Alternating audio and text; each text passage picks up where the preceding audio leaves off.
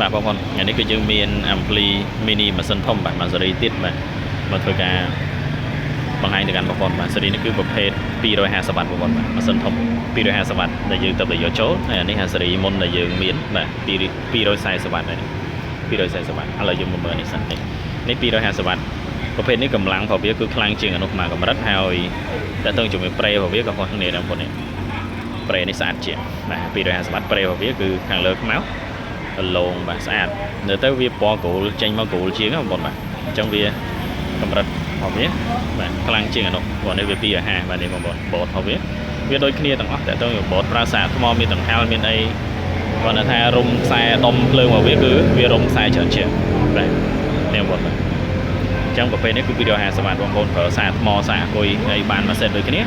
ហើយសម្រាប់ស៊េរីចាស់របស់យើងនេះគឺ240វ៉ាត់បងប្អូនបាទ240វ៉ាត់បូតរបស់វាអត់ទៅចេញគោលបានទេបាទអត់ទៅចេញគោលទេហើយសម្រាប់ប្រេសេរីរបស់វាគឺគ្រើមបែបនេះវាអត់រលោងទាំងអស់ដូចអាប្រភេទនោះទេហើយខាងមុខវាខ្មៅតែវ៉ូលីមនេះទេបងប្អូននេះវ៉ូលីមនេះខ្មៅហើយសម្រាប់ស៊េរីថ្មី250វ៉ាត់របស់យើងគឺខ្មៅអាលើនេះគឺមើលចេញអេមតែម្ដងស្អាតបងប្អូនស្អាតហើយខ្លាំងជាងមកកម្រិតចង់បងត្រូវការមួយណាក៏បានដែរ240វ៉ាត់ឬក៏250វ៉ាត់បាទប្រភេទអស់នេះគឺមានដង្ហើមសារថ្មសារអុយបានដូចគ្នាអេមជាងពីរោះអេកូល្អដូចគ្នាបងប្អូនបាទមាន reverb relay ដែលយើងអាចប្រើជាមួយនឹង